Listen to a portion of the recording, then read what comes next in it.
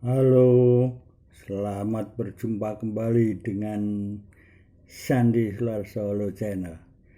Kali ini dalam konten saya akan memuat yaitu kunci sukses usaha toko kelontong. Ya, toko kelontong ini biasanya diusahakan dengan modal tidak terlalu besar, ya sedang lah. Ya biasanya para pensiunan ya di perumahan buka toko kelontong di perumahan, atau yang pinggir jalan besar ya buka toko kelontong, ya yaitu kebutuhan tentang rumah tangga ya di lingkungan toko mereka. Ya, toko kelontong ini berfokus pada usaha, kepentingan dan keperluan harian dari masyarakat sekitarnya biasanya. Ya, lanjutnya, usaha toko kelontong ini cocok didirikan di tengah pemukiman ya, atau perumahan atau pinggir jalan raya, ya bisa dibuka toko kelontong. Ya, kemudian bisa cari dulu tempat yang strategis. Bagaimana masyarakat mau beli? Tempatnya adalah tidak jauh dari pemukiman masyarakat. Ya, kalau itu daerah banjir ya jangan pilih tempat yang banjir, tempat yang strategis tidak banjir misalnya. Kemudian perhatikan ya konsumen masyarakat sekitarnya, apa yang dibutuhkan. Misalnya kalau banyak anak-anak pelajar ya disediakan alat-alat tulis, ya misalnya itu nanti masyarakat daripada beli siang atau malam keluar lebih baik ke toko yang dekat, toko kelontong tempat si A atau si B. Ya biasanya cari yang strategis ya dekat dengan pemukiman. Selanjutnya, memperhatikan konsumen dan memperhatikan daripada pesaing. Nah, memperhatikan kompetitor atau pesaing. Kalau mau buka toko kelontong, lihat dulu di dalam perumahan sudah ada belum. Nah, kalau sudah ada jangan terlalu dekat bukanya.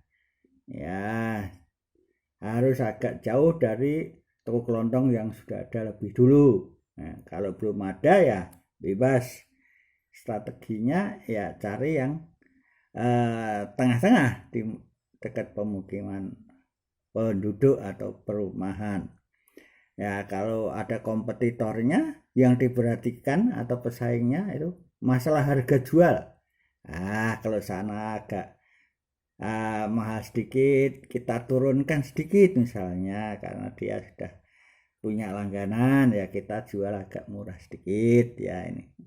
Supaya ada persaingan harga nanti di toko kelontong bapak atau ibu saudara bisa bersaing ya dalam masalah harga, kualitas sama ya. Selanjutnya adalah dengan macam-macam yang disediakan untuk masyarakat setempat itu. Jadi dari si yang punya toko kelontong ini bisa menyiapkan rencana belanjanya. Ya, kira-kira apa ya yang saya butuhkan bulan ini, atau yang sudah terjual, maka perlu saya isi lagi barang dagangan yang baru, jadi dicatat. Jadi ada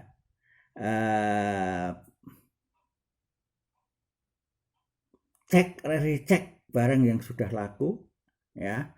Maka yang sudah laku, yang sudah kosong perlu diisi, atau yang sudah kurang diisi lagi. Ya, direncanakan dalam rencana anggaran. Ya. Selanjutnya,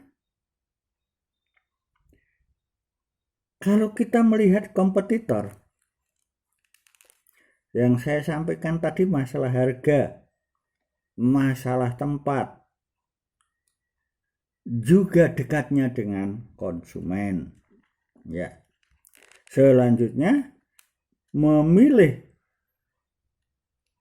strategi tempat, biasanya toko kelontong ini di jalan rayanya. Kalau itu di perumahan ya di jalan raya, jangan masuk yang terlalu jauh, sempit di gang-gang masuk, jangan. Ya cari tempat yang strategis. Ya, mungkin kalau itu yang mau beli naik motor bisa parkir bebas di depan toko kelontong tersebut. Bahkan kalau bawa mobil bisa berhenti di depan toko kelontong itu. Jadi memberi kelancaran pembelian di toko kelontong itu tentang perparkirannya. Nah, bisa juga di sini dipengaruhi juga oleh pelayanan. Jadi jual toko kelontong itu karena ada kompetitor pesaing. Kita harus pelayanan baik dengan konsumen, ya, lingkungan, dengan cara ramah, ya, dengan calon pembeli. Juga perhatikan kegiatan organisasi kemasyarakatan di lingkungan. Yang punya toko kelontong harus ikut, ya, jangan sampai tidak ikut, ya. Dan harus bersikap yang baik dan ramah, karena mereka adalah konsumen kita mengharapkan mereka, ya. Selanjutnya, sikap pelayanan harus betul-betul ramah, menghargai konsumen, menghargai pembeli. Nah, pembeli adalah raja, ya. Saya kira itu sekelumit bagaimana buka toko kelontong di masyarakat atau lingkungan di perumahan, ya. Jadi ya, yang jual di toko kelontong ini betul-betul memperhatikan lingkungan secara kemasyarakatan, karena kompetitor juga sama, cari bagaimana konsumen atau pelanggan itu supaya tidak pindah tempat. Nah, ini suatu teknik-teknik yang perlu diterapkan. Selanjutnya, ya, ini saya akan cerita membuka toko kelontong kalau dalam kapasitas agak besar modalnya, ya, bisa untuk kebutuhan rumah tangga yang sangat lengkap, kebutuhan dapur, ya, kebutuhan di rumah tangga, semuanya ada lah di situ, termasuk kebutuhan onderdil sepeda, ada onderdil yang dibuat untuk rumah tangga, ada semua. Ya, ini cari tempat strategis yang dekat dengan pasar atau jalan raya, ya. Saya akan ceritakan, saya ikut om saya punya toko, dulunya itu bersaing, ada kompetitornya sebelahnya, ya, seorang bapak ibu keturunan di situ, dia juga sama berjualan toko, yaitu toko kelontong yang sangat lumayan agak besar, bersaing sama-sama. Modalnya saya lihat sama, tempatnya juga sama besarnya, barangnya yang dijual sama, ya. Tetapi dalam perjalanannya, ya, ini adu strategi dengan kompetitornya itu, ya. Satu om saya sebelahnya juga warga negara keturunan Abah Jenggot, di situ lengkap sekali. Namun dalam perkembangannya pembelinya itu berkurang. Kalau saya amati, di depan tokonya itu ada pohon bunga kertas yang ada durinya itu, ya, di pojok kanan dan pojok kiri. Nah ini saya dengar dari pembelinya, kenapa nggak beli di Bajengwat? Aduh, tangan saya kena duri, kembang kertas di situ, saya parkir di situ, sepeda saya beli di sini aja, tempat Om Yu. Akhirnya, ternyata kembang kertas itu ada durinya, bisa menghambat masyarakat yang mau beli, tidak suka karena bisa terluka oleh durinya itu. Selain itu juga saya melihat perkembangannya Bajengwat kurang merangkul lingkungan, ya. Dia tidak ikut kegiatan-kegiatan kemasyarakatan, ya, tidak ikut, ya. Kalau Om saya ikut kegiatan kemasyarakatan, ya, ikut dalam kegiatan kemasyarakatan saja, ikut memberi iuran, ikut datang, ya. Kalau nggak datang bisa menyuruh karyawannya untuk datang, ya.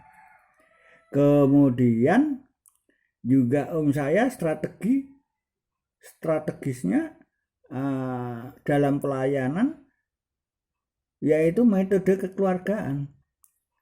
Pelanggannya itu, ya, yang dia juga punya toko lagi agak jauh di kecamatan, di luar kecamatan yang dekat pasar ini. Ada apa kemarin nggak datang? Pasti ditanyakan itu. Om, anak saya sakit. Loh, sakit apa? Sakit ini. Diopnam di rumah sakit? Iya, diopnam.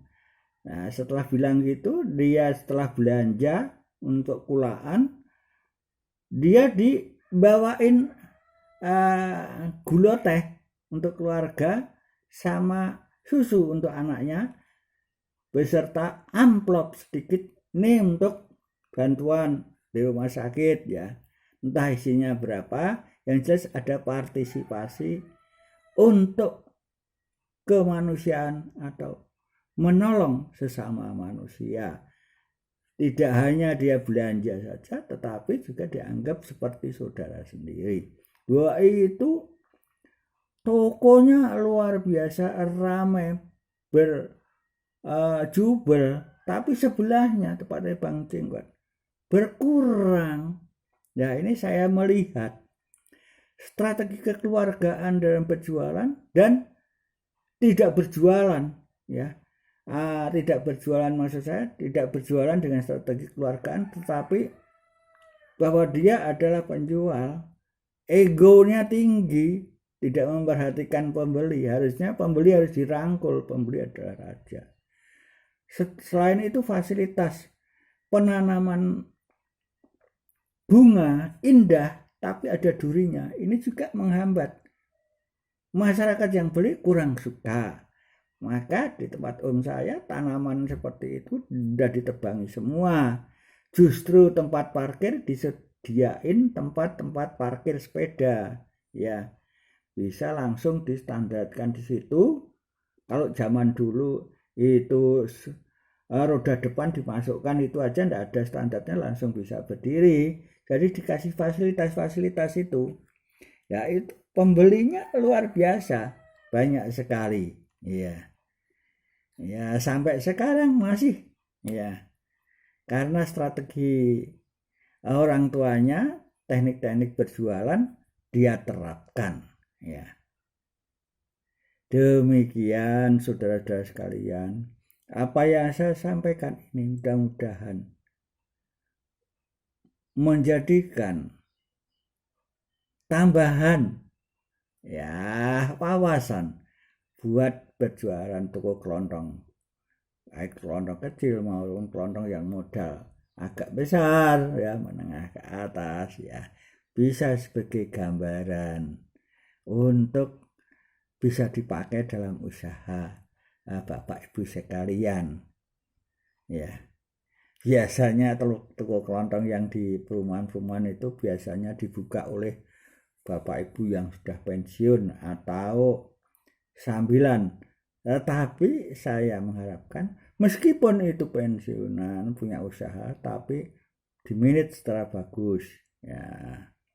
Kalau itu sambilan ya jangan sambilan, itu usaha yang harus dikelola secara profesional. Iya. Demikian saudara sekalian apa yang saya sampaikan. Mudah-mudahan dapat diterima dengan baik. Terima kasih, sampai jumpa konten yang akan datang.